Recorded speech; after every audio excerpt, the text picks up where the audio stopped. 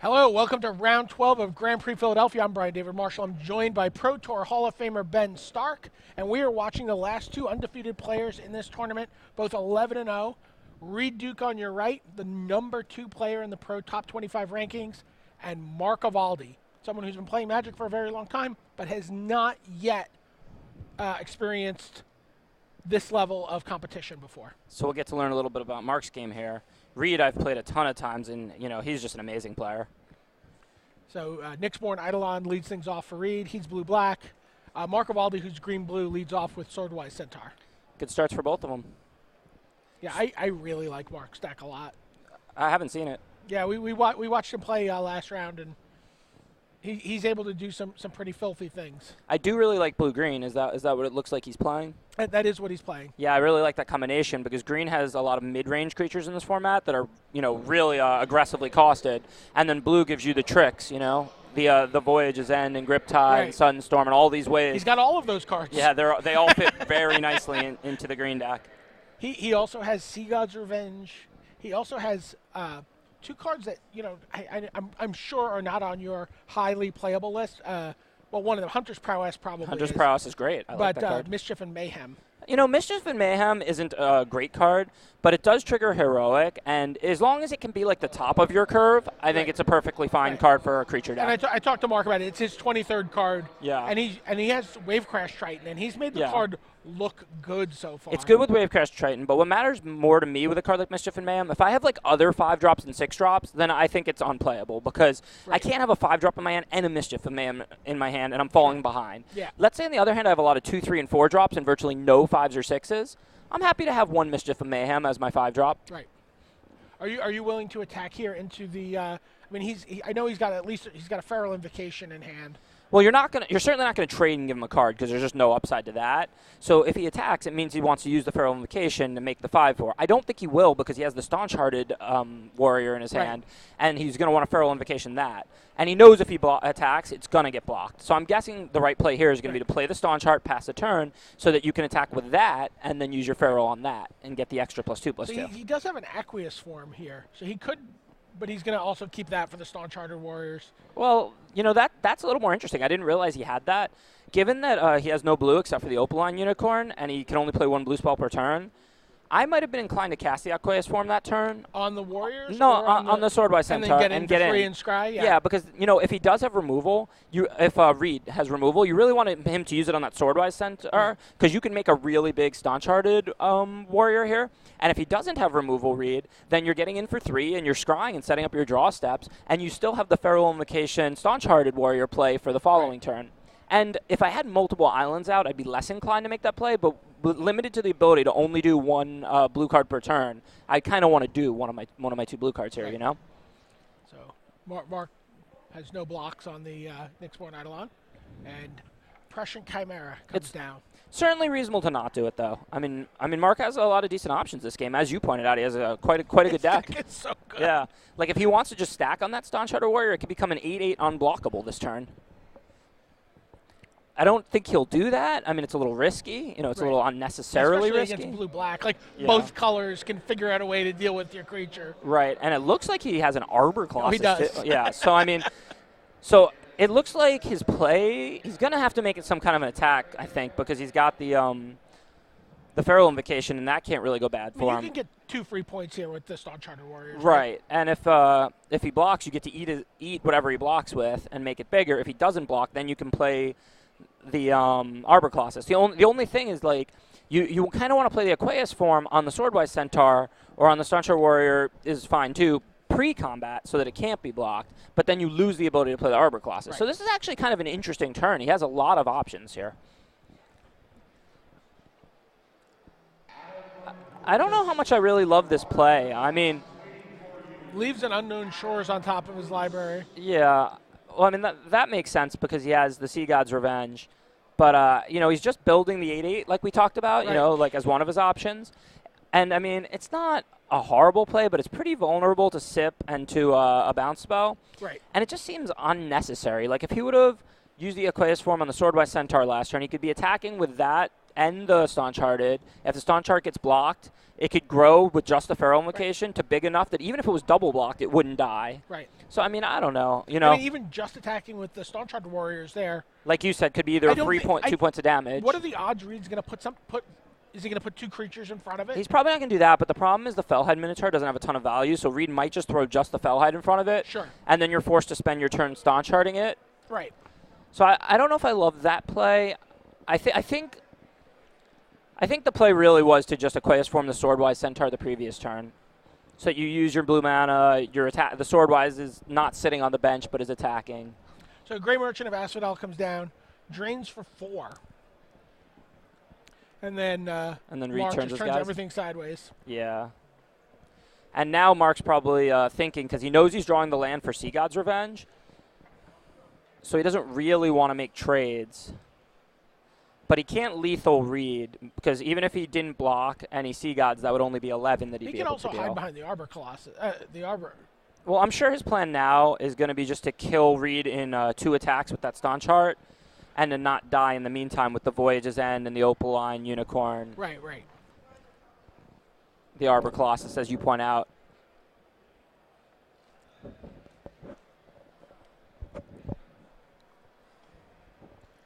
I mean, this is like, you're going to attack with your 8/8, clearly. So the only things he can be thinking about are like what to do with it. Like he could see God's Revenge, for example, all 3 of Reed's creatures. Even though Grey Merchant will get to come down again, the 2-point swing from it will not be enough for Reed to live. Right. But you never really want to put a Grey Merchant back in your opponent's hand. So he's considering like that. Mark's considering that's an option. Sea Gods, just the Pre-Saint Chimera, and the Nyxborn Eidolon is an option, or casting Arbor Colossus and having 2 blockers up is an option, or leaving Voyage's End up and having Opaline Unicorn back is an option. He's got a lot of reasonable options. And the only key to this turn was attacking with the Staunch Heart. That had to happen. Personally, I'd probably just pass the turn now. I don't necessarily see a reason to show Reed that I have things. Oh, so you're still saving some information for... Yeah. But no, he's going to see God's Revenge. Yeah, I mean... The question is whether or not he's going to say, pick up the Grey Merchant. Yeah, he's certainly going to bounce those 2, the other 2, and maybe the Merchant. Yeah, he says the Merchant as well. He also just wants to just tie up as much of Reed's mana. You're playing against blue-black. Right. You hate seeing untapped mana. Right, and he knows he has Voyage's End in hand, so he knows for previous turns if he needs to, he's not going to get drained for that much. Right. I mean, it's a perfectly reasonable play, perfectly reasonable line of play here. Right, if Reed draws a swamp, he can Nyxborn and... Grey Merchant in for 3. It's still not enough. That would only put it Reed to 8, and Reed is facing an 8/8 unblockable. Yeah. A perfectly reasonable line by Mark. At this point, though, I don't love it because I kind of don't even want to show that I have that maybe for game 2 and 3, and I kind of feel like it kind of provokes Reed to have to kill the Staunch Heart right now instead of maybe if he thought like he could kill Mark, like if he could like spend his mana maybe like sudden storming Mark's like Opaline Unicorn to go for the win. I guess that would hit the Staunch Heart Warrior too. I mean, I can't think of every combination of cards, but I feel like this is Mark showing Reed what Mark has. You know what I mean? Does Reed have a Voyage's End? A Voyage's End? I don't know. He doesn't look like he has one in his deck. Well, yeah, I mean, I think he's just dead here. Maybe he has something. I don't really know. I mean, don't get me wrong. No matter what Mark chose, he was going to win that game if Reed didn't have anything. Right. So the only questions are which lines are better if Reed does have something. And I'm not necessarily sure that burning your Sea God's Revenge and showing Reed that, hey, I've got the Sea God's Revenge, so don't go for the win. Instead, use your spell on my Staunch Heart if you have it. I'm not sure that that's optimal in that situation, you know? So this round, it looks like we're checking in on John Finkel playing against, I believe is it David Kaminsky? Someone who was born after John Finkel had already won multiple Pro Tours. Oh, my. You're making me feel old. I can't even imagine how John feels. I mean, John, look at John's board. He's attacking with a Grey Merchant that's got... He's playing like a 15-year-old here. Yeah. What's he doing? Just stacking them all on one creature. Yeah, I actually got to take a look at John's deck in between rounds, and it's pretty strong. And green-black is not one of the more favorable color combinations in this format. Sure. But he just has good green cards and good black cards. That's kind of how John. That's kind of how John just plays Magic, right? He's like, here are these good cards. He's not. He's not never someone who's other than when he's doing Storm and Cube, Yeah. where he's never looking for like big synergy or building a deck. He's just like taking best cards and figuring out how they work, Yeah. and not playing any bad cards. Yeah, like no, you like to talk about. Yeah, and I mean, in a lot of drafts, like me and John would be similar that way. I'm not big on trying to jam the best archetype or anything. I just want to have a good curve, and I want to have good cards and whatnot. I do try and avoid some of the combinations that really don't work well together. Like in this format, for example, I'm pretty happy with about 7 of the 10 two-color combinations, but I usually try and avoid green-black, green-red, and blue-red. I just feel like those 3 two-color combinations just they don't really complement each other well in Theros block. They don't really give you what you're looking for. Right. But, every draft is different. I mean, maybe you can be green-black because you got, Reaper of the Wilds and, I can't remember the name because I play green-black so rarely, but there's a 4/3 for 5 mana. Freaka's Mender. Freaka's Mender, yeah. And, I mean, these are incredibly great cards, right? I mean, those if you get those cards and if you get green and black cards, you want to play them. You know, it doesn't matter what color they are. It matters what they do when you cast them. Right. But I guess part of it is that the uncommons, the two-color uncommons, don't directly pull you in that direction, Right. like the way a Shipwreck Singer does. Right. Shipwreck Singer is incredible. Or a Battle-Wise Hoplite, or you know what I mean. There's not that kind of just like premium. Like I just really want this card in my deck. And Right, because even though Freaka's Mender is excellent, it's 5 mana, and there's a lot of other very good things you can do at 5 mana out of green and black. Right. Whereas for 2 mana to get a Battle-Wise Hoplite or Shipwreck Singer, that's irreplaceable. Right, and then blue-red, you're like Spellheart Chimera in that spot, which is just not that good a card. Yeah. I mean, Cackling Trident, I think it's called, the Yeah, that card is good, and it's nice that you can activate it. But the problem with blue-red, I find, is that it doesn't really have solid creatures in either color. So I would rather use blue or red generally as a support color in this format to pair with white, black, or green's more solid creatures. That's why that combination doesn't really work for me. And looks like Reed's going to 6 here. Yeah. Yeah. But I mean, it's kind of weird because obviously you never want anything bad to happen to Reed. You don't want to see a mulligan. But if someone's going to mulligan, I want it to be Reed because he shuffles so quickly. People must hate when I mulligan. I've had tons of people tell me it's a lot of fun watching you shuffle. I like a deck to be nice and random, I was just reading an article about randomization, and they're talking about a well-shuffled 52-card deck that if you pick any sort of sequence of cards, that sequence of cards has never before been replicated in the history of man. Wow. That's incredible. That many permutations of a 52-card deck sequence. I mean, I believe it. I'm not a mathematician, but it's 52 times 51 times 50, 52 right? Factorial, yeah. Yeah, that's going to be quite a large number. All right, we're underway. Reed's got what, Fellhide Minotaur here? No, Divination. Oh, he gets Gainsayed. And that makes sense because we saw a lot of black cards out of Reed, and I don't think Mark wants to hold on to that Gainsay in the hopes that he gets a good blue card with it. Well, and he also knows Reed just mulliganed. Like, he's probably trying to dig himself out of that. Why not, leave him on the ropes? But, I mean, we know from the draft, like, if Mark knew everything we knew, he probably wouldn't Gainsay that because we know from the draft that Reed has Master of the Waves and Prognostic Sphinx. I didn't know he had the Prognostic Sphinx. Yeah, but we didn't see that last game, so Mark doesn't know that, presumably. Yeah, so there's the Fellhide Minotaur. And 5 mana seems to be the sweet spot for Evaldi's deck. Yeah, but I see 3 lands in his hand, a Voyage's End. I'm not sure if he has too much gas here. And it looks like he might have a Mischief and Mayhem in that last spot. Oh, is that a, yep. I Thassa's love Emissary. Thassa's Emissary.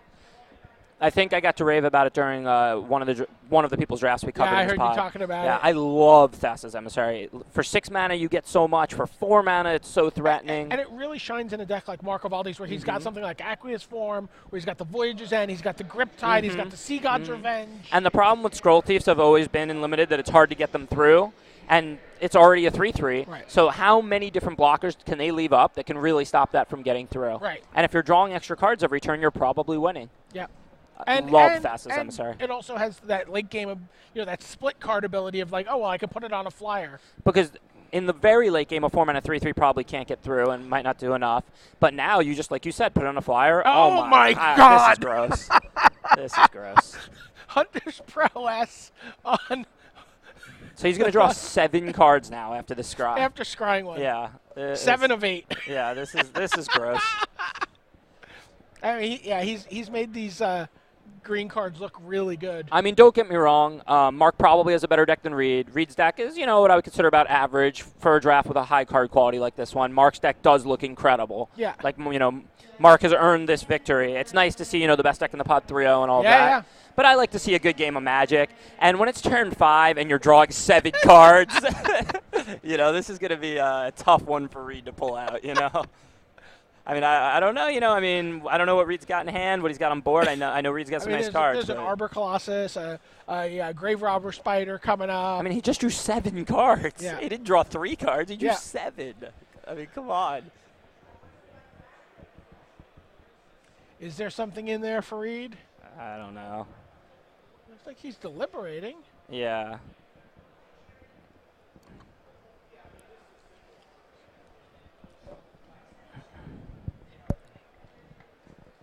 This was a weird draft table. Yeah. It feels like there was one white drafter. Yeah, white was definitely underdrafted at this table. I mean, personally, I felt like Reed should have been white. I thought he should have had a white-blue deck in his seat. Black seemed overdrafted. Black was overdrafted, yeah. I just got to talk to Joe Demestrio between rounds, who I think Reed was passing to, and he drafted blue-black as well. So, I mean, that's 2 blue-black drafters in a row. Right. So and a blue-white drafter and a blue-green drafter. Yeah. There's also a lot of blue being drafted. Yeah, but there was a lot of great blue cards, too. Yeah, there was. I think the real problem was black was overdrafted and white was underdrafted. Blue probably, it was okay for a lot of people to be in that because they all got pretty good blue. It goes to your support color theory. Right, that blue is deep, but you chop it in half, basically, and you take half. So you take these blue cards, you take these blue cards, you can divide it up. Because the white heroic deck wants a lot different blue cards than the black control deck wants. Right. So there we see Thassa's Emissary scry before you get to draw, which is so good. This is the kind of game where if I'm Mark, all I want to do is make trades and not take damage because I'm up so many cards that the only way I can envision losing this game is if Reed's able to get in damage and Gray Merchant me out or something of that nature. Right, just kind of like running Gray Merchants or something like that. Right. Gray Merchant, bounce my Gray Merchant while chump blocking. Right. Because Reed is not going to be able to trade 1-for-1 with Mark and win this game when Mark's already drawn now 8-9 extra cards. And that's important. It's important to know your role in a game of Magic because a lot of times when people are winning, they just think, oh, I'm winning, I'll just keep being aggressive or something. But there are times for being aggressive, and there are times where you want attrition and where you don't want to be aggressive. There are times where it's wrong to trade 5 damage for 2 damage, Like in Mark's spot right now, I probably wouldn't deal 5 to Reed to take 2. Oh, boy. So Carved Lampad onto the Falhide Minotaur, and then... And that's a perfect example. By leaving that 2 mana up, Mark was able to ensure that he didn't take a big hit there and possibly fall into double Gray Merchant range, Gray Merchant bounce ball range. He's making sure that, he protects his life total. Right. He even has the Crypsis if he wants to attack here. I don't know if you need to attack here. No, I'm not sure about this Arbor Colossus attack. While we do want to make trades where possible, trading it for Meletus Astronomer seems... You're trading it for... you're trading Crypsis. Yeah, but, I mean, why do you want to do that? Like, Crypsis is a trick. You can save it. But, this is pretty irrelevant. It's not... This is hardly... Right, you still have a Balefell Eidolon at the end of it. Right. No, I mean, this whole series of attack with it, obviously Reed's going to block it and then use the Crypsis. It's kind of like just trading off a Crypsis for a Meletus Astronomer. It doesn't accomplish a whole lot. It's neither good nor bad. Kind of irrelevant. Vulpine Goliath.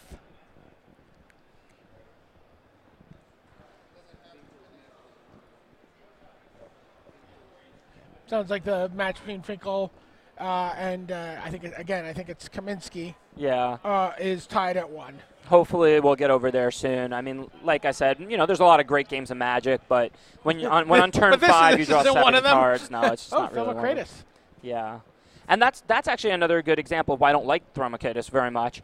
For when you play your 7-drop, it's supposed to be able to swing games even when you're behind. Right. But I mean, that card it's powerful, but is it really going to swing this game? I mean, maybe if we can give it unblockable or something, Right. But really all that's going to happen is Mark's just going to throw all his guys in front of it, right? Well, except if he attacks, you can't block if one of your guys is tapped. So you could only block it if all... I just learned this myself. I didn't actually realize it. So it does have the upside of forcing Mark to not be able to attack with the emissary Correct. like he wants to. So Mark's choices now. I think that's the correct play. Yeah. Well, because with the emissary dropping Reed to 5, both of those creatures have to be blocked. And so I guess Mark's willing to take the hit here. He could lose to Gray Merchant this way, couldn't he? This seems a little dicey. Yeah, actually he could. I'm not sure that I like what Mark is doing here. I mean, I don't know. I mean, I really... Did he forget to draw a card? Yeah, I didn't see him draw a card. I didn't even see him scry either. He did scry, but I don't think he drew. Yeah. And I think, like... I think he may have actually missed more than one draw, too. Yeah, he's dead to Gray Merchant here, right? Because the Tromacratus can't be blocked, and the Lampad can be blocked, so maybe he's not. It's close. 13, 5. Oh, no, because the Opaline Unicorn can block the Cavern Lampad. I actually missed that. So he's not dead to Gray Merchant, which means he's pretty much not dead, which means, he's pretty much got this game still. But yeah, Tromacratus is a powerful card, but for 7, a card is going to be powerful. Right. But I feel like your 7-drop should be able to swing games where you're behind, if unanswered at least. And even though Mark drew all these extra cards, he actually didn't have an answer to Tromacratus, but he's still going to win on board just because Tromacratus is powerful, but not quite powerful enough for a 7-drop, Right. Remember, there's a Thassa's Ordeal of Thassa in Reed's hand, which also changes the math a little bit. Yeah, but that's just one more damage. But, I mean, even with that on the Tromacratus and Gray Merchant, it's not enough unless Mark doesn't block the Cavern Lamphead with the Opaline Unicorn. I mean, I guess there's also the shot that Reed could attack twice with the Tromacratus? Yeah. See, this is why I didn't like the previous turn so much, because he traded his Crypsis there for that Meletus Astronomer, but the Baleful Island was the really useful part of that, and it stayed in play. If Mark had that Crypsis still, the game would be over now. He could use the Crypsis now just to deal lethal, on the Spider or on pretty much anything. Or the game might be over now if he just used the Crypsis to make his guy unblockable. Yeah, that's what I'm saying. Right now he could use the Crypsis to make a guy unblockable and end it. Or he could have used the Crypsis last turn, because he just didn't have to send that Colossus at all because it didn't do anything. It just traded with the Astronomers. Then last turn he could have used the Crypsis to save either the Arbor Colossus or the Fox. Looks like Sudden Storm's going to make this moot.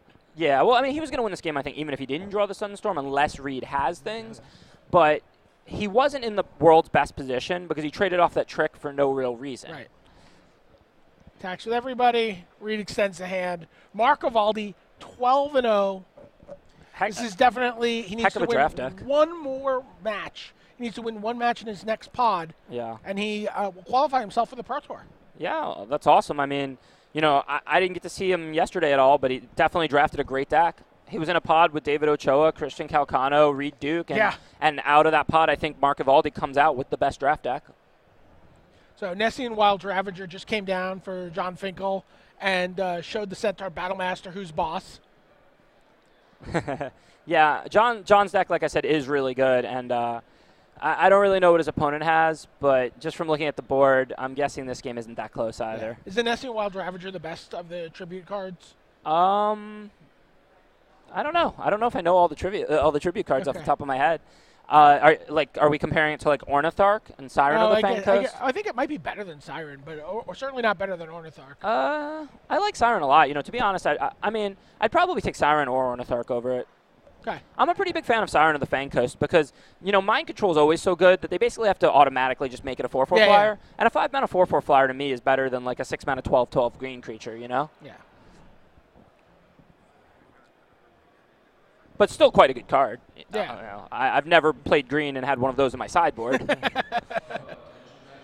So we just saw a little bit of life gain there. The David Kaminsky used those match win totals are not correct. Right. Mortal's Ardor to make his Setesian Oathsworn bigger and also gain a bunch of life. And this is a spot where you almost know John can't be bluffing because the Nessian Asp is going to block the 4/4 because he can't not block it, basically. Right.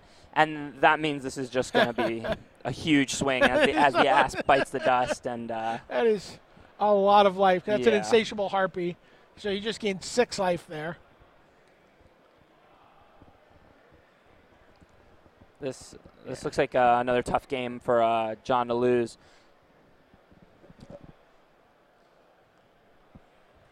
I mean, we have seen a lot of great games of Magic. I still remember from yesterday watching that, I believe it was Game 2 of John Finkel's match against Jackie Lee. It was incredibly close. They had a Boros. Jackie had an aggressive Boros deck against John, playing more like bigger green creatures, and she got him all the way down to like 5, and then was able to alpha him down to about 3 or 2 on a given turn, and then he had like a flash card and turned it around.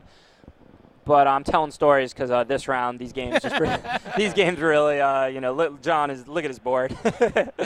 Now, Anthusa comes down, but it's probably he's going to deal with a 6/6, going to deal with a 6/6 flyer. Yeah.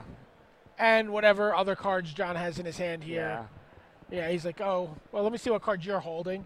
Plays a Disciple of Fenax. Plays Warrior's Lesson to just... I guess the other card in his hand he doesn't mind discarding. Just make his guy a little bigger on the ground. Yeah, I think, well, he just wanted a 7/7 there, right. So he locks up the ground, kind of. The problem is he's going to 1, so even if he draws like a Divine Verdict or something, John still has 1 more creature than him on the ground, right? Right. So it would take a very specific Magic card for David to get back in this game. How about Time to Feed? That's that Magic card, right? Because he actually gains the 3 life, right? Yes. So now he's out of range on the ground, and the 6/6 flyer is dead. Wow, look at that. Well, maybe we have a game yet. And a 3-for-1 there, too, to boot. Yeah, well, not exactly a 3-for-1. Not exactly. Because when the invocation came down, it took out a Nessie and Asp and stuff. Yeah. But still, like a very... Let him have his 3-for-1 for a minute. Sure. Let him have the time my 3-for-1 Finkel. Yeah, I mean, a very timely draw. I mean, only, a card that gained life and killed the Insatiable Harpy was going to keep him in this game. And, he might be right back in this game now with 2 big ground creatures out. This could go on to be a very good game. It's going to be hard for him to start attacking John as John's life total approaches 40. But John doesn't really have an attack unless he has, like right now he has an attack if David bricked this turn. He has lethal on board again. But assuming that David can play guys and keep up with John, so that John certainly can't suicide his guys because then he'll be just way... Oh, but now we got to sip a Hemlock. Well, that's game, obviously. And that is game. Yeah. Falls to 2. He's got 4 creatures attacking into 2 creatures. But if that does the math. If that draw step had gone a little bit differently, like if John had just drawn a land this turn and then David had drawn like even a 1/1, just something to throw in front of John's guys, he might have been able to turn that game. Did Kaminsky withdraw the handshake there?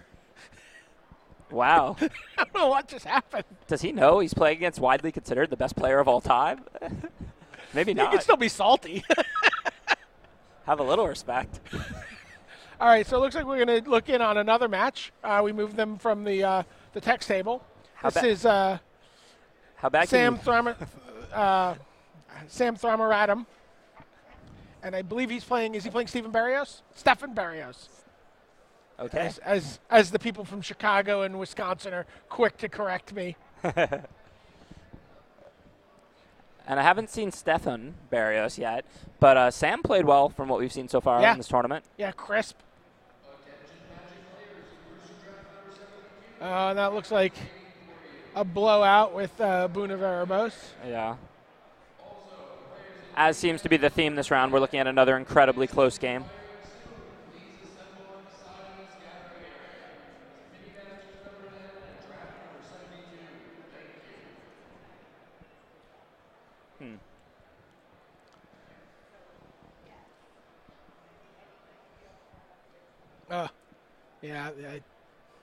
The Thassa's. Yeah, he says, I take it. But, I mean, we see a lightning strike in hand for Stefan.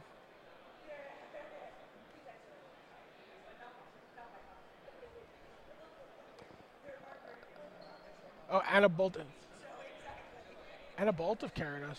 Yeah, I mean, he's doesn't matter. Right. Yeah, your opponent's just look what I got. Don't let anything stupid happen here. Yeah. Oh, the fabled hero.